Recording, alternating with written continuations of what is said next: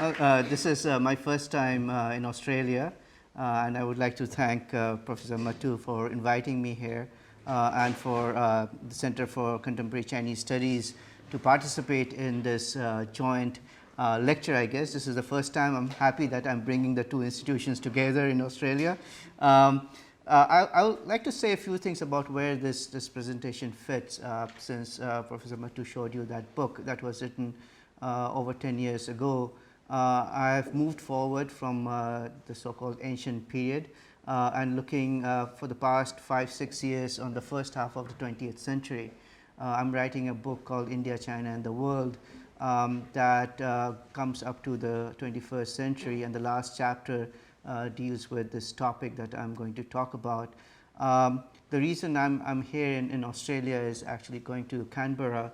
We have a project to look at the archival material on India, China, not only in India, China, but Taiwan, US and other places on the first half of 20th century. For me, the first half of 20th century is a very important period to understand the contemporary relations. So we have a collaborative project with ANU and other places, and we are meeting day after tomorrow to discuss that research project. It's funded by the Chiang Ching-kuo Foundation. And this is something that relates to the first half of 20th century. I do other presentations that looks at the connections, especially from the Republican period, the late Republican period, post Second World War, and its connections to contemporary India-China relations. The 1947 Asian Relations Conference in Delhi, I argue, was intimately connected to the issues of India-China relations at this time. Also, the argument, and I've been writing and speaking about contemporary relations and criticizing the usual narrative of friendship, 2000 years of friendship, or the 1950s as a bye-bye period. The archival sources tell a different story, and that's one of the reasons we are looking at the archival material that extends to actually early 60s. And this is part of that alternative narrative, if I may use that word, to show that not only was the narrative of friendship, 2000 years of friendship or bye-bye period, not appropriate to use unless it's a diplomatic or politicians using it, but this friends or rivals is also problematic. For me, the border issue is just one of the problems between India and China now. I'm not going to focus on the border issue, but I think mutual trust, ignorance about each other is something more important to resolve. And that's how I'll come into this topic. Before that, I think writing on India-China has become an industry. Anything that has India-China on the title of a book sells very well, and there have been lots of publications, the quality of which are not always very good. There are usually two kinds that we see, especially writings that come out of India and China. These two books offering different views. Chindia became an important term, which was coined by Jairam Ramesh. And then there are people who see China as eternal enemies and present these kinds of books that not only are India-China enemies, they will continue to be enemies and they will fight at some point. In China also there are these kinds of friendship rivals narrative. The book on the right is Chindia basically in Chinese, and the other one is by one of the critiques of India, Wang Hongwei. I'll talk a little bit about him. He's very critical about India's role in India-China relations, sort of negative aspect of India's role in the border dispute. In the cartoons as well, we see various kinds of India-China appearing. Mostly it's animal-based tangos. We have almost always dragon and elephant. Again, instead of using India-China, if you use elephant and dragon, it also sells well. So it's both in Chinese and English, you have these kinds of writings. The quality, again, I've been writing state of the field article reviewing many of these publications. I don't know how they get published, but some of the important books I think worth reading that have presented excellent overviews of India-China relations. I may not agree with all of them, but The Wrong by Empire is one thing that has presented a new perspective of India-China relations.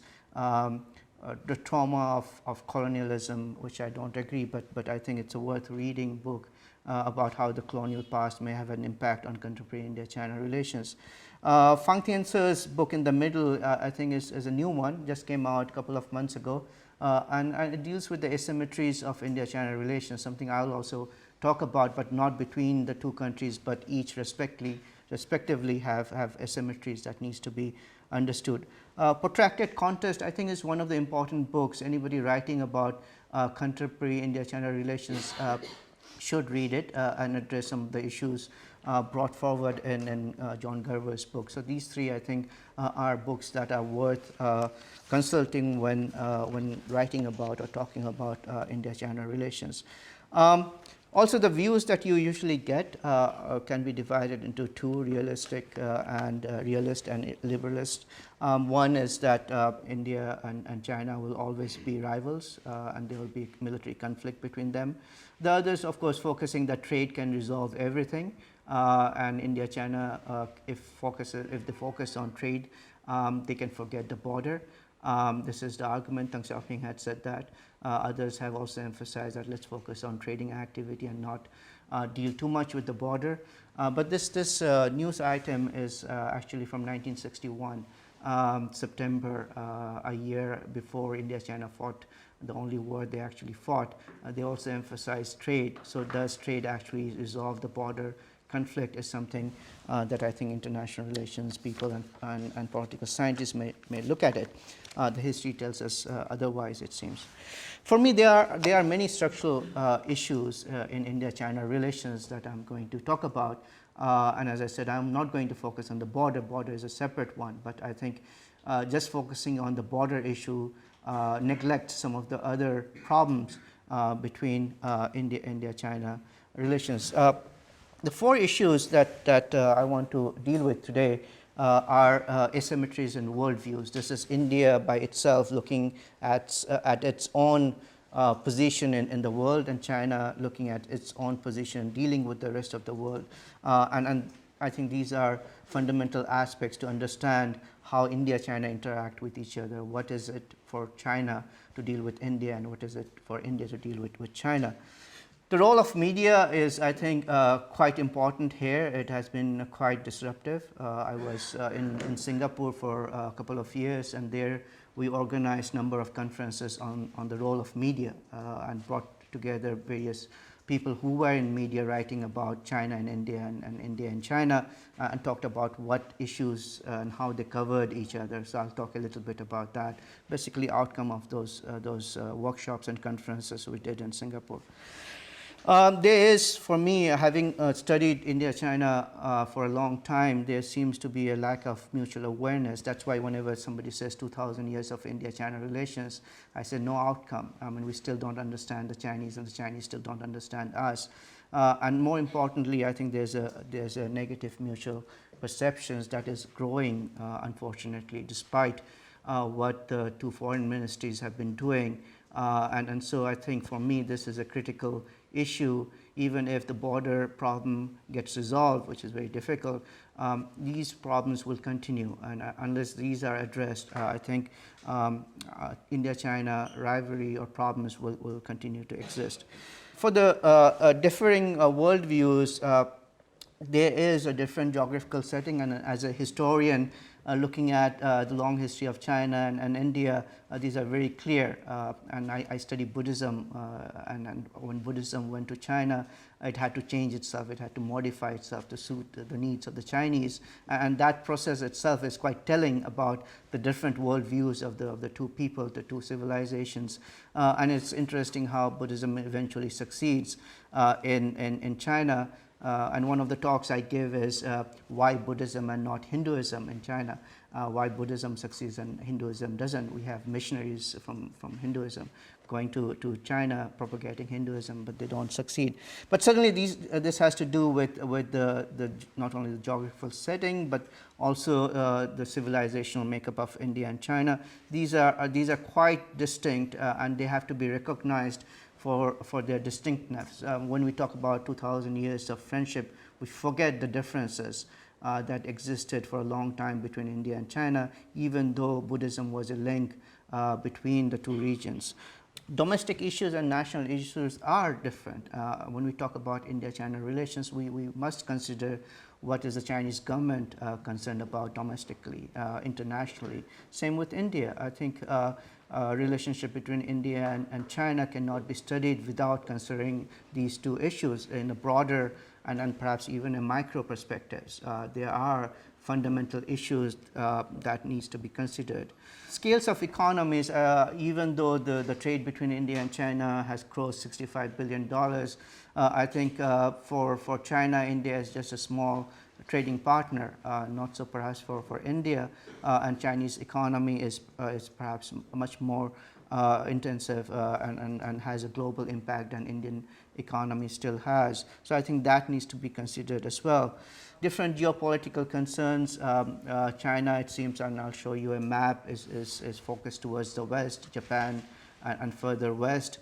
India is focused towards its north, which is China. So the focus and the geopolitical concerns are also very different. The role of public and media, of course, as we know, are quite different in India and China. I think that needs to be also considered. What the Indian newspapers can say and criticize the government and come up with various things is still not possible in China, and that matters. Public voice also matters. So I think that needs to be clearly laid out when we are doing India-China relations. Of course, this is political systems are different. New governments come in India, and the communist system in China is also very different. So we have to consider that. Military structures are different. Demographics are different, and I'll try to show how some of these relate to the actual numbers, especially in the mutual perceptions and mutual trust issues. But these are some of the issues that come up. I found this very interesting, funny map of how India looks at the world, and if you this is done by somebody in his blog, but I think since this was done in 2009, Indians were being beaten up here, I think in Melbourne, so that's why the racism things comes up. I'm not sure if England is crappy at cricket now because India just lost one match to the British. But I think this is a funny thing. But the China thing, you see, the Communist Party of India works for them. The Naxalites, perhaps. But I think this is in some way a popular perception of some of the people. Quite funny. That's why I'm scholarly. I think academically we won't use it. But certainly the social media, I think, is quite important, and that's one thing I think the slides are here if you want a copy of this. Traditionally, India has this concept of Jambudvipa, and we say ourselves as in the middle of the world, and places outside in the peripheries are barbarians, and we have emphasized this not only in Brahmanical literature but also Buddhist literature as well. The Chinese found it very difficult to come to terms with when they had this, because their idea was they were in the middle of the world, and everybody else was a barbarian, and so the centrality of these two civilizations, let's say, looked at themselves in very different ways. I think there is some continuity in some ways that needs to be studied, but certainly the place of these two societies and civilizations as they saw it was quite different, and as they see it is perhaps also very different. This is The Economist, and how China sees the world. If you see, it's looking towards Pacific Ocean. Of course, Japan is somewhere there, but it's mostly looking at America, and that's the perception. It's away from India rather than towards India. The Time magazine also had this about the world and China. And this map from Foreign Affairs shows that the conflict with India is actually quite negligible. There's just one major warfare, perhaps a week or 10 days long, but Vietnam perhaps more important, Japan, United States. So it's again the importance of the rest of the world in China compared to India, especially the neighborhood is concerned. So I think that and Indians I think fail to recognize that. Indians think China is important to us. Why aren't we important to the Chinese? And most of the newspaper items come up with that kind of an argument. India, and you see that the border issues are all to the north and connected to China. Three sides of the borders are connected to China, and certainly for India, China is an important neighbor, and the focus is on China. Of course, Pakistan is there, but they mix Pakistan and China sometimes in many issues. But certainly, the perceptions of where the threat is, where the problems are quite different in India and China. Here, the role of media basically emphasizes many of these differences, highlights some of the negative issues. What I'm going to say is basically outcome of talking to media people in India and China and how they cover. Now, one of the things that perhaps some of you don't know is that there are only 3 or 4 Indian journalists in China covering all of China. None of them speak or read Chinese. There are over 15 Chinese journalists in India, mostly in Delhi and Bombay. Some of them speak Hindi. Some of them are starting to learn Bengali. So the nature of coverage, although the number of journalists in India are more than that of Indians in China, the quality is not necessarily good. There is a system in China, I think, for people who do contemporary China. There's a saying that CCTV News does 10 minutes of how good China is, 10 minutes of how good the Chinese leaders are, and 10 minutes of how bad the other countries are. So that kind of a narrative you can see even in newspapers where the negative aspects of foreign countries are presented in the news items. I remember one Chinese journalist covering recently Xi Jinping's order of saving food, not to waste food. So this person from CCTV was asked to see how the Indians waste food, and not to compare it with China, but to say that Indians also waste food.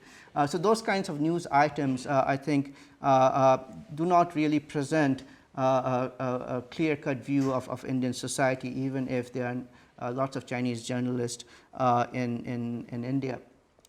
The reason why the Indian media does not have many correspondents, none of the Indian TV channels have journalists in China, although they say China is an important neighbor. It's a financial interest. If you look at Indian TV or newspaper, domestic concerns are highly important. Even for 24-hour news channels, it's all the breaking news is domestic breaking news, unless the Malaysian flight gets shot down or something. But certainly, it's an overall emphasis on domestic news coverage. It does not make sense to put a journalist in China. Hindu has one who has done a very good job in China, even though he does not read or speak Chinese. He has covered China quite well. Hindustan Times has a journalist. PTI is there. And Times of India is perhaps the worst of them. He always writes negative news items for some reason. But these are the 4 news media in China. And this Chinese media is geared towards presenting a certain view of the foreign society, in this case the Indian society.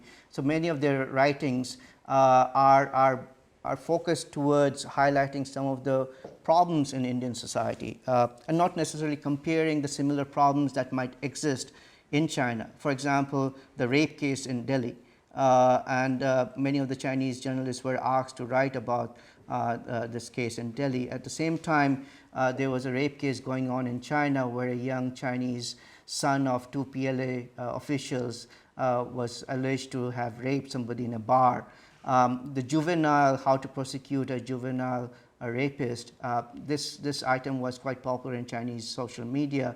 but people writing about Indian rape case never compared, never mentioned the similarities or differences in how the juveniles are prosecuted in India and China. So the comparison, I asked the journalist, how come you don't bring that up? And the editors have asked us not to bring up anything related to China when we are reporting from outside China. So there is, I won't call it misinformation, but lack of information, which highlights the negative aspects of foreign society, in this case India, is problematic.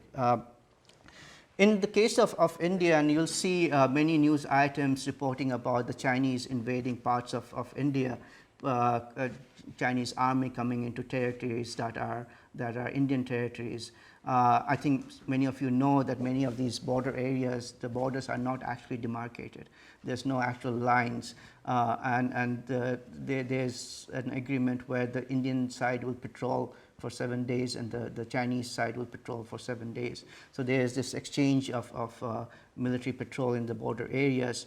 And in this case, whenever the Chinese side patrols, it's an incursion of Indian territory, and the reporters are not going and checking. So there was a news item about how on a huge boulder there were Chinese characters written, and the Chinese have claimed that land, that rock. Nobody went and actually verified that. There's an issue with who is leaking or supplying this information that I won't go into, but there's certainly, in case of India, differences between the Ministry of External Affairs, the Defense Ministry, the Army, and the Home Ministry. I think that's something. In the case of China, I suspect there is something between the Army and the central government, but I think people who do China can tell us more detail about PLA and the central government. Restriction on coverage, certainly in China there is a restriction on coverage of various items related to India. And these people seem to be writing to a specific narrative. That narrative is that China is our enemy for the India, and many of the stories get onto the front page because the news is negative. The Times of India guy almost always writes negative stories because it gives him a front page thing. And the same thing with the Chinese. The Indians are not as developed as us. They are still backward, and many of the stories are related to that way. So there's a huge media issue about how things are covered on both sides, and I'll give you some examples here.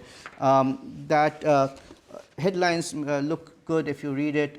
You can clearly see there are problematic ways in which things are reported. China inching closer in Arunachal, Chinese troops. While this is a very common thing in Indian newspaper, that the Chinese are coming into India every other day, it seems. Now, Global Times has become the main spokesperson, no matter who writes, and this is a problem with Indian ways of looking at Chinese media. Anything that appears in Chinese media is from the Chinese government. And I think we know that that's not true any longer. But the Global Times has this way of presenting or poking India in various ways. And there's a loop that starts appearing. It appears in Global Times, it's presented in Times of India, and it goes back to Global Times. It's a creation of the media where this loop goes on, and many times you will see the foreign ministry people are saying, no, that actually did not happen. But these are read by common people, and this problem of mutual trust is problematic because the media plays these kinds of looping, devoid of actual scrutinizing of information, presenting this as headlines, and then looping between India and China creates much more problem. This is another story about Indian missile that is first reported in Global Times and then presented in Hindu, and later stages it goes back to Global Times. So this is an issue that I think those of us doing India-China relations should be looking at. There was a nice chart that was done by somebody in Hong Kong who works for South China Morning Post about how many stories on China in Times of India during a period between January and June 2012 were negative or positive. 60% of the stories were negative. Only 15.5% really talked about partnerships, 10% talking about referring to China in some ways, 14% stories on Tibet. So this graph, there's one for Hindustan Times as well, but it's quite interesting. There's another scholar called Simon Shen. He is in Hong Kong, has worked on the social media and how in the social media, Chinese social media, India is represented, and he also has a graph. The Indian and Chinese government always identify media as a problem. Chinese president always speaks about that. Indian officials also speak about it. So what they did was they sponsored a media forum, the Indian and Chinese government bringing the media people together and let them speak. So our former External Affairs Minister Khurshid, they provided the narrative to the media people. Here, this is what the government wants you to do. And the Chinese side did the same thing. And as we know, this does not work either for China or India. When the government officials are present, the media, journalists especially from China, don't speak. This is what we did in Singapore. They won't speak in an open forum. It has to be closed door workshop where they speak up various issues. So the government-sponsored media forum, in fact, anything government-sponsored is problematic for India-China relations. And this, I don't know how long this will work, but certainly it is not contributing to stopping anything that is going on between India and Chinese media. The social media has become, I think, an important element in this as part of mutual perceptions and trust issues. Whatever news gets through to a blogger, and this is true of China as well, spreads very quickly in Weibo, and some of the postings are then commented upon, circulated, recirculated, and spreads. So Simon Shen's article, which appeared in China Quarterly, looked at 3-year period when the Chinese were commenting on India, mostly negatively, that is, and this items were spreading throughout the Chinese Weibo. Same in India. When you look at the stories that appear in Hindustan Times and Times of India, the commentaries there, if you look at those things, are quite interesting how people from different parts of the world are commenting, and you can see the Indians and Chinese fighting there among themselves. So I think the social media is itself becoming an issue beyond just the traditional media, and we should keep an eye on this. I'll show you some of the comments that appear in the views and perceptions section. Now, this, I think, is a major issue in contemporary India-China relations, the lack of mutual awareness. Very few people in China actually know about India, and Indians have a preconceived notion of China, and it's very hard to get rid of that. And that affects the wider, broader India-China relations. The Chinese do not seem to understand how the 1962 war impacted the Indian mindset. This is something that is built into the Indian mind. From that generation to the present generation, the Chinese betrayed us. And this relates to the Bhai Bhai period, because Nehru and the government were highlighting China as brothers so much that actual border issues that were going on in the 50s, this is what the archives also tell us, were not mentioned either in the media or by the government officials. So when the war took place, the Chinese invaded, they betrayed us, they stabbed us on the back. This is a common perception that lingers on, and this is a problematic trust issue between India and China. But the Chinese don't seem to understand this mindset of the Indians. They don't understand why the Indians think that the Chinese betrayed. I think they should try to come to terms with this issue. The Home Department in India, this has been recorded, I don't know if I can get back to India, but the visa issue is problematic. The Ministry of External Affairs and the Chinese Foreign Ministry have lots of agreements. Cultural Ministry has an agreement about exchange of students and faculty between India and China. But many of these Chinese students and teachers don't get visa because the Home Ministry don't give them visas for 6, 7, 8 months. And many of these universities in India, JNU, Delhi University, or Shantiniketan, Vishabharati, they don't have Chinese teachers because they didn't get visa. Visa is one of the important problems for many of the Chinese. Even those who are very supportive of India complain that why can't we get visas to India. This is something that the Home Ministry has to address, although the MEA has been trying to solve this issue but hasn't. The final say of granting visa is with the Home Ministry. There's very limited flow of information, sharing of information that goes on because of the restrictions in people-to-people contact. There are many Chinese in India now and Indians in China, but there's very little of sharing of information that goes on between Indians and Chinese. The differences, I think, has to be acknowledged at some point. We can't always say that we are brothers and not look at the fundamental differences and emphasize the rhetoric. The rhetoric continues even today. Any statements during the visit of presidents and prime ministers focuses mostly on rhetoric rather than acknowledging the problems between the two societies and the two countries. I think unless those are acknowledged, the problems will linger on. There's also an issue with the two governments talking to their own people. The Henderson Brooks report that Arun Jaitley had initially asked for release, now doesn't want to release. What's it there? Somebody doing archival research, we want to look at that, but there seems to be something in there that the Indian government doesn't want us to know. Let the Indian people know what's there. There seems to be something about the border issue there. Same with the Chinese. I think they should deal with Tibet. Was Tibet always part of China is an issue. They should clearly talk about that. Unless that dialogue takes place between the governments and their own people, I think the border issue will be problematic. Why did the Chinese government solve its border with Burma, McMahon Line, and not the Indian McMahon Line? So I think those are the issues that the governments have to discuss among themselves as well.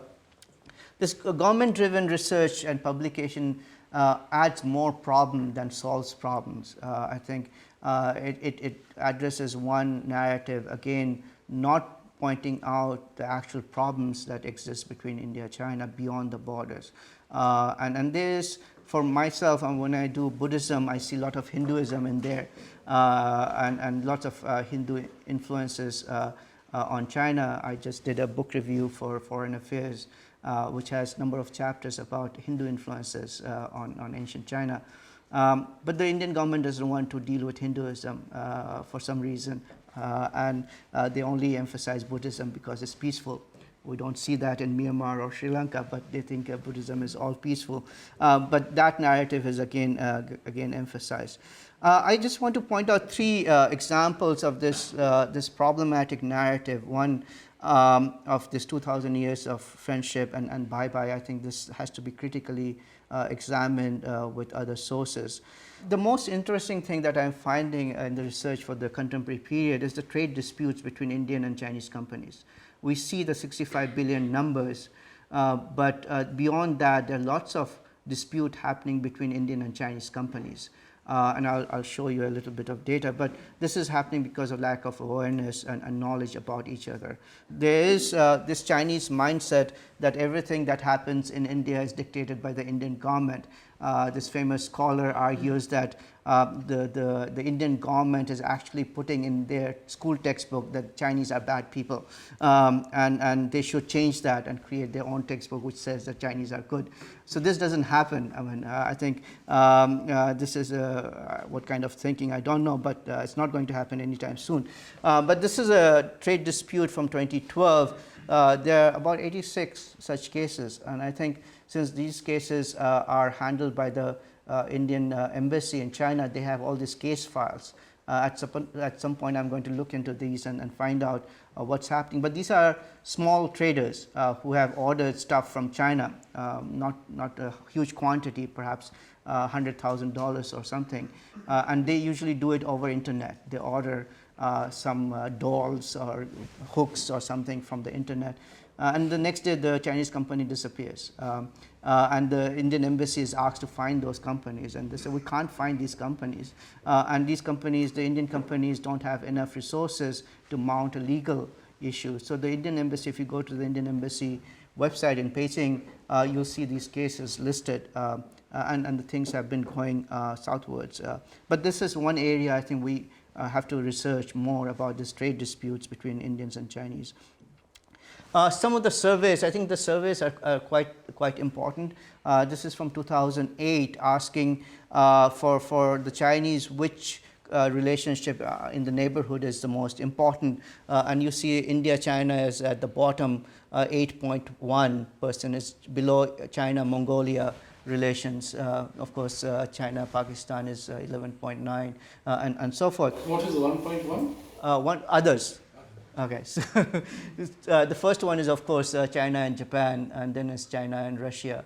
Then in 2009, the same survey did something on India-China focused, and here how should China deal with India's anti-India separatist forces within India, and support. 43.08% said that China should support the separatist movement within India. The other questions are quite interesting, and then it shows the negative perception of India among the Chinese public. This is again 2009 Huanshu survey. This is perhaps this side is again China. Which country? Which country do you like the most? I think India is 0.6 in the second column. And if you are going to travel abroad, which country would you want to go? India comes quite. And what is on top? Well, top is which country is top is China itself. The second one is America. The third one is France. Fourth is Japan. Third is England. Then Singapore. This is from India, and how the Indians think of China. Also quite negative. Unfavorable, you see a 31%. This is Pew last year. Pew did again one survey this year, and it has gone down from 35 to 31% how the Indians respond to China. Same with the Chinese having unfavorable rating or favorable rating of only 30. And 72% of Indians think the Chinese will attack India. So this is Pew research from this year. Coming back to the social media, I'm married to a Chinese, and this kind of stuff really, let's say, hurts me. This is just before this rape case happened in Delhi. This is a Chinese girl had just married an Indian. It was on the web, and the pictures were there. And these kinds of comments are not very uncommon. Is she asking to be gang raped? Was this an actual comment to your wife? Or? No. These two people who are getting married. Okay. No. I didn't post my pictures on the website. I'm sure I'll get that feedback as well. Asan, I think many of you Chinese would know, is a term that came from the Sikhs in China during the colonial period, and it means it's with Sadarji basically. This is water of Ganges. That I mean, there are more horrible things. There are pictures of dead bodies floating on Ganges and so that's why if you look at the number of tourists going between China and India and China, there are very few Chinese actually going as tourists to India. They see these pictures. You don't go to India to shop. You'll go to Singapore or Hong Kong, but why should a Chinese tourist go to India? And the rape cases have been really highlighted in Chinese media, so I think that has become an important thing. I think these kinds of comments are quite common.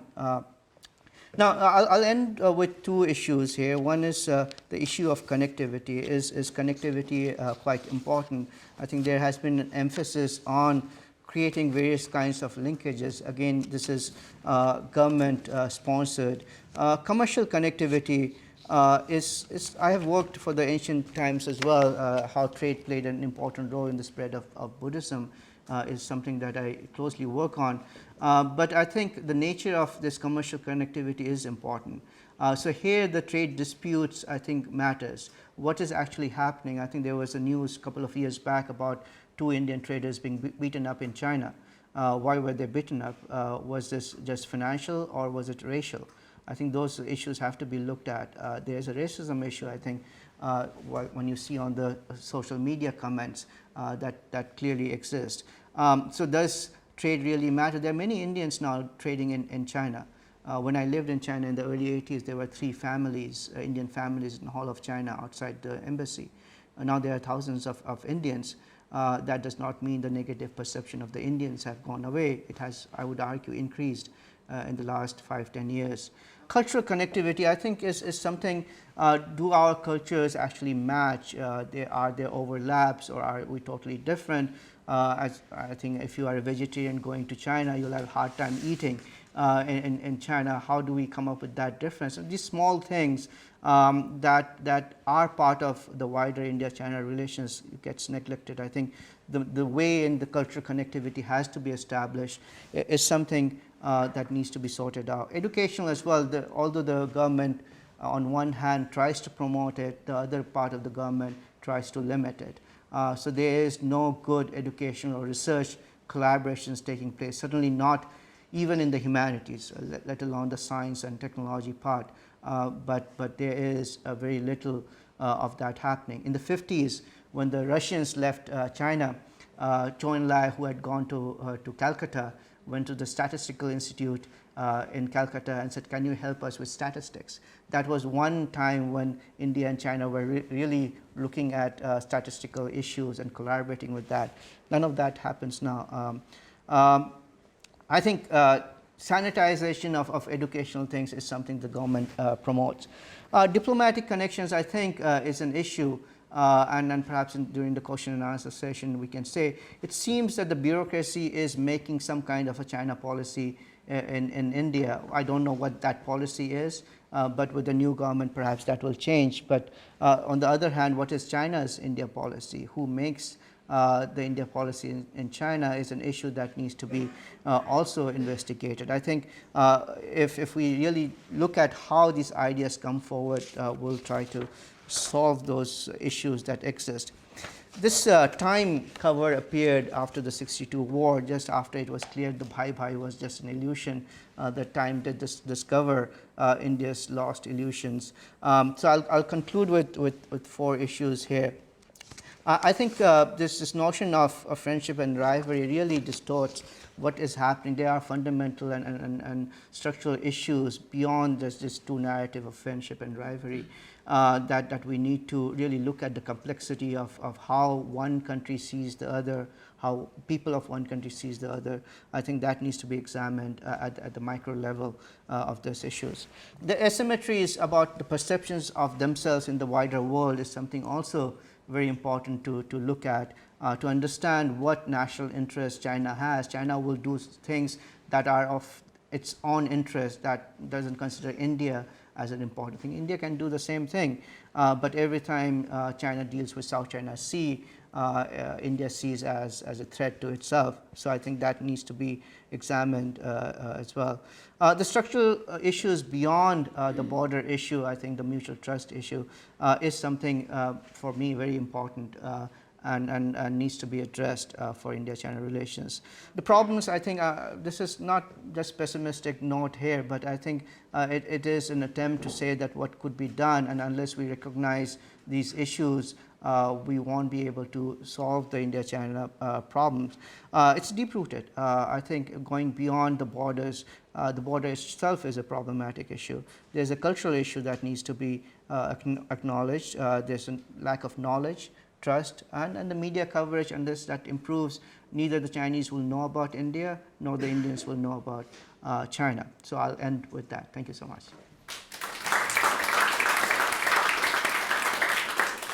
We'll open it up for discussion and Q&A, and please identify yourself. May I ask a question which has intrigued me and intrigued most Indian analysts? Last year in May, before the Chinese new premier's first visit abroad, there was an incursion into Indian territory. Aggressive patrolling, some tents set up, and this was a month before the Chinese premier was going on his first foreign visit. India said the visit will no longer take place if the Chinese army does not withdraw. And that was satisfactorily resolved. But no one, and I've spoken to the highest levels of the Indian political leadership, has been able to provide a satisfactory explanation for why the Chinese did what they did. So I was wondering whether you have greater insight than much of the Chinese Indian leadership. Maybe I should stand there. I have a view of that. I think what we try to do is that everything that happens in China is dictated by the government. So I was not clear what relationship existed between PLA and Xi Jinping at that time. How much of these border soldiers actually are communicating with the center, and if it's a center's decision or it's the local army chief's decision that happened. So I think we should not always think that Xi Jinping himself directed this, oh, I'm going abroad, do this. So I think it's a mistake from our side to link everything that happens in the border area to the Chinese government. Just like everything that appears in Chinese press does not mean it comes from the Chinese government. So I think it may be something that's happening very locally at the border region with this regiment. And I think we understand from our Indian Army as well, the Army has needs, budgetary needs. And so it has to do certain things to get its budget increased. And so I think we have to separate this from China trying to do it and say that there is something happening in the border.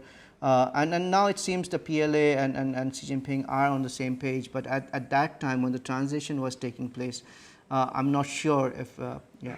So was it, in your view then, given that India escalated it to the political level, and it took a while before the Chinese responded, was this the PLA testing the resolve of Xi Jinping or resolve India?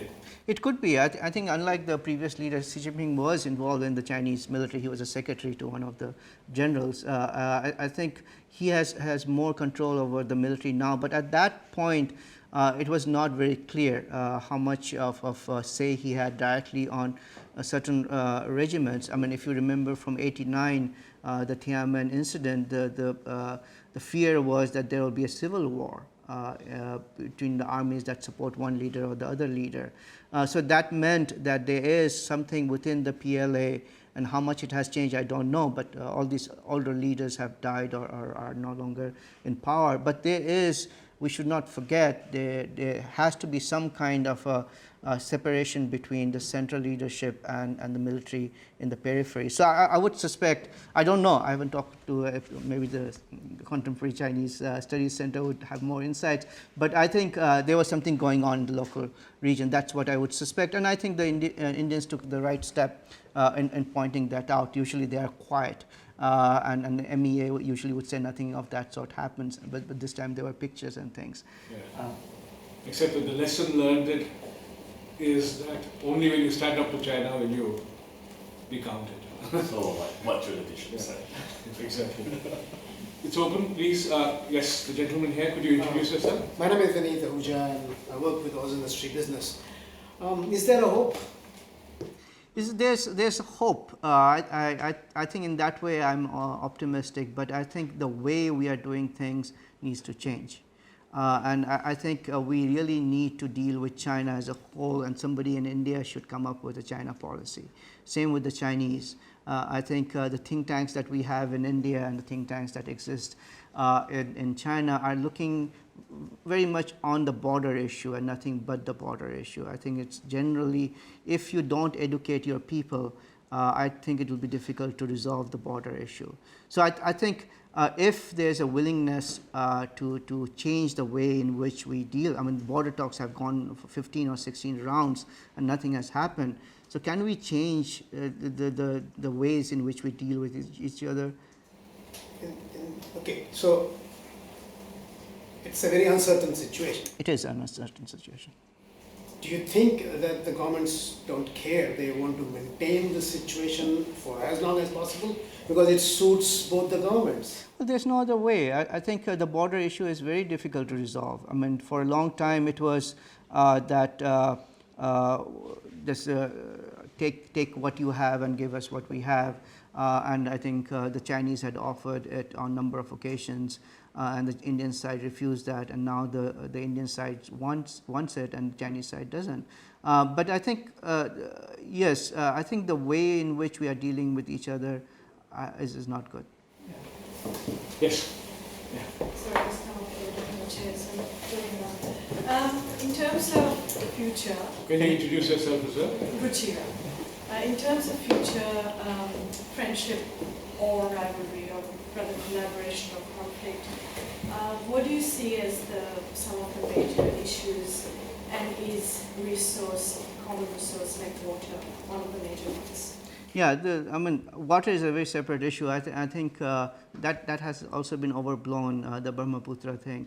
But I think the people-to-people connectivity has to increase. That has to be the cornerstone of India-China relations.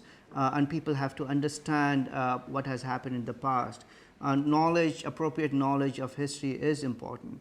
And unless there's more movement of the Chinese going to India, and an interaction taking place between Indians and Chinese, not just government sponsored, but actively Indians and Chinese moving together, I don't think things will change. But I think the visa issue, if it is changed, there will be more Chinese going to India. I mean, it's also about the Chinese setting up investment industries in India, which for a long time has not been allowed, in telecom and so forth. So business community still can do a lot of connectivity. So those kinds of interactions has to increase, and the media has to change itself. I think the media has been playing a hugely negative role in educating the general public. So why not talk about some of the important tourist places in India in Chinese media, same in Indian media. So that has to be done. The water issue is a separate issue. I think that in China is building dams in Brahmaputra and will lack water. The water secretary 2 years ago had already said, the Indian water secretary, that very little of Brahmaputra water coming through China actually reaches India. That's a known issue. So I think the other part of the water is, how do we deal with water scarcity? I mean, can we come up with a way of dealing with that? If there's a joint research program on that, I think that will help. And I think those kinds of collaborative examination of issues that affect both the countries, I think will be very good. So those kinds of collaboration, I think, will be important in the future. Yeah. Professor Sen, in your presentation, you didn't talk about Tibet, the issue of Tibet in China-India relationship. I know the Chinese try to avoid talking about Tibet. You know, the fact that Dalai Lama is actually, the exile government is actually in India in all sorts of formal occasion. But what is the stand from Indians, and how do you think the issue will play out? Yeah, Tibet has been talked so much by people, I didn't want to talk about it. When the Chinese do talk about it, recently I think the Indian military general was asked this question at a presentation by Chinese PLA people, and Indian media was saying that Chinese government had asked him to ask that question about Dalai Lama and Tibet. But I think when they asked me, I said that's China's internal problem and let them solve the Tibet issue themselves. But yeah, I think the issue has come down to Tawang as this place in Arunachal Pradesh, where it seems that the Chinese are now concerned that the next Dalai Lama will reincarnate, and that will become a problematic thing. But India is now using Tibet as a card. I mean, this is what initially Nehru perhaps wanted to do. But certainly, I think Tibet is a major issue. And I think the death of Dalai Lama will create more problem if some of the people turn violent. And if they turn violent, China will, of course, declare them as a terrorist group. What will India do then? I think that's again a future that needs to be discussed. And I always thought the Chinese government should talk directly with Dalai Lama.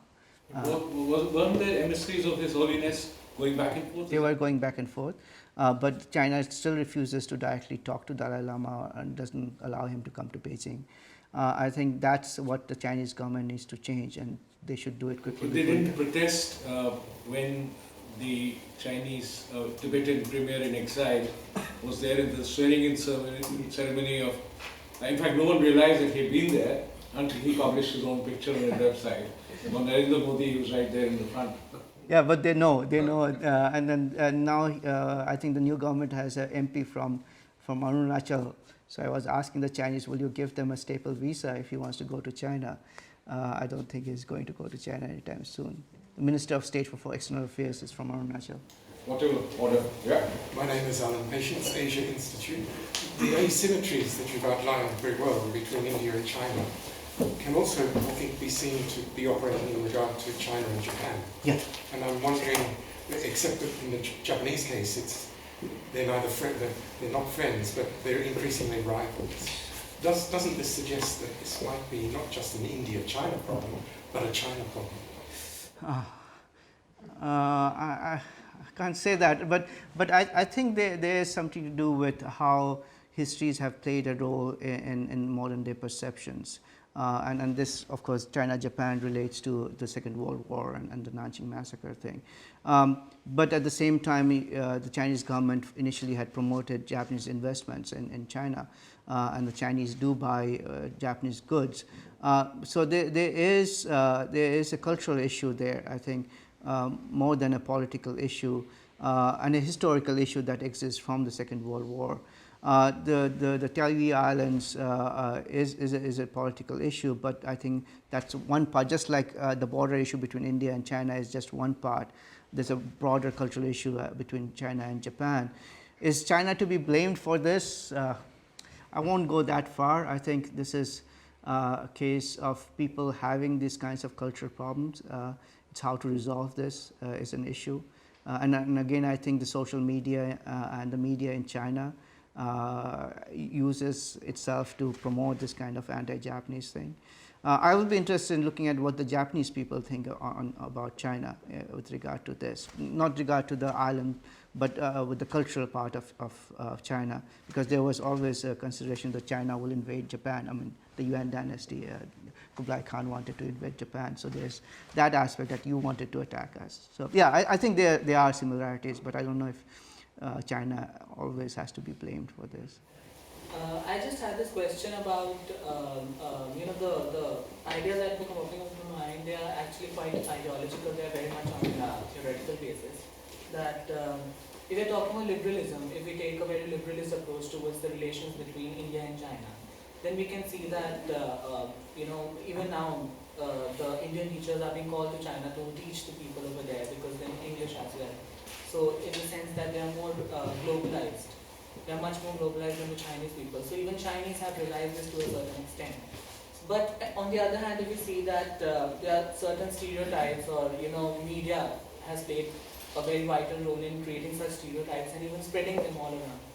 So that again just amounts to something called globalization, in the sense that if you call globalization as a sort of improvement in the free flow or in the... You'll have to hurry up. What was the question? Actually, the question is that I think that the situations, the complexities that we are talking about between the China and India relations, they are much more, they are actually not in the very plane of liberalism or realism, I think. So, in the sense that I just wanted to ask you that how that is related to each other. How can, is there any way that we could just break that? Because if you're talking about liberalist approach, if you're talking about globalization, if you're talking about various methods or modes of communication, just creating that problem. So is there any way that we could just break out? I thought that was the import of this presentation, that you have to... Obviously, but the thing is that, we're just talking about all this. Maybe there'll be an opportunity to discuss this more informally after the formal lectures over. Yes, sir.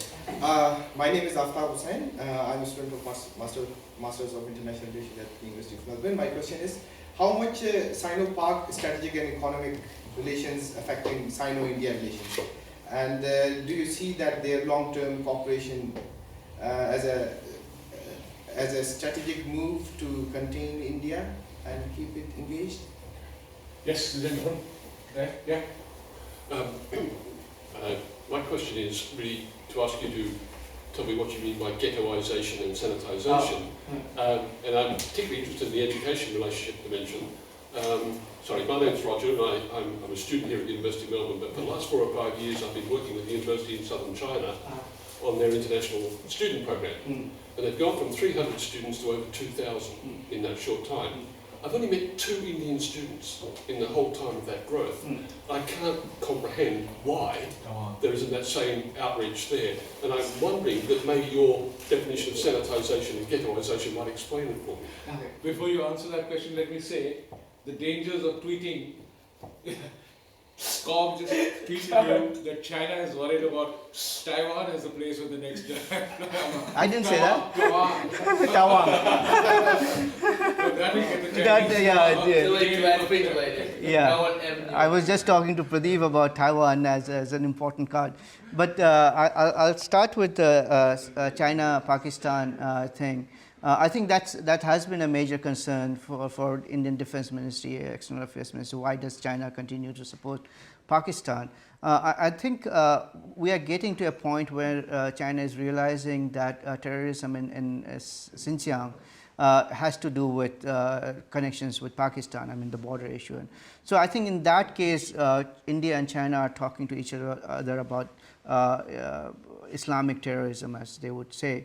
And that opens up a way in which there can be a triangular discussion between Pakistan, China, and India about how to stop this kind of terrorist activities. So I think the way in which this thing has to be done is all 3 sides have to be on the table together. I don't think it can be solved bilaterally between India and China talking about Pakistan. Pakistan has to be on table, and India has to recognize that. About the ghettos, I think what Indian government has done is basically limited and pointed out where India-China interactions could take place. They don't want any third country person to participate in it. It has to be Indians from India and Chinese from China. So there's a recent encyclopedia project between India and China. Only scholars from China working in China and only Indians working in India could have participated to create this very important academic work. And also, when the Indian students go, there are 10,000 Indian students learning medicine in China, but they study in English, they stay together, they don't talk to the Chinese side. When they come back, they don't speak anything more than Ni Hao and such. So I think that's the thing. That's the issue of connectivity. If you don't mix with the local people, what is it that you are bringing back from China? So that's what I meant. I was arguing exactly what you were saying, that we should go beyond this narrative of 2 things, but to where is the issue? How should we have the discourse? I think we need to talk about that and move away from the existing ways of looking at things. May I now invite the Deputy Director of the Center for Contemporary Chinese Studies, Dr. So, to deliver the formal vote of thanks and present him. Thank you. Well, just to share with you, just last week, I have got this fabulous experience of talking to one of my Indian colleagues in a very informal setting. And he shot up with a question, so what do you think, G7 or BRICS? And as a political scientist who tends to stand side, like what Professor Sen has accused, I said, BRICS. Well, thank you for Professor Sen for pointing me out that I was pretty wrong on that account. And we really need to thank Professor Sen for coming here and give us this excellent lecture and introduce us to the complex historical and cultural situation that China and India find themselves in. I think it is important that when we weigh our simplistic perception of China-India relations, we take into account all this deeply embedded prejudices and biases against each other. So again, I said it's a great privilege to have Professor Sen with us today. Not the least when this is the very first joint seminar organized by Australian Indian Institute and the Center for Contemporary Chinese Studies. And for that, I would like to thank Amitabh Mathu for kind of like having us take part of this, sponsor this lecture. So as a token of appreciation for this, for his presentation, I would like to actually present a token of appreciation to Professor Sen on behalf of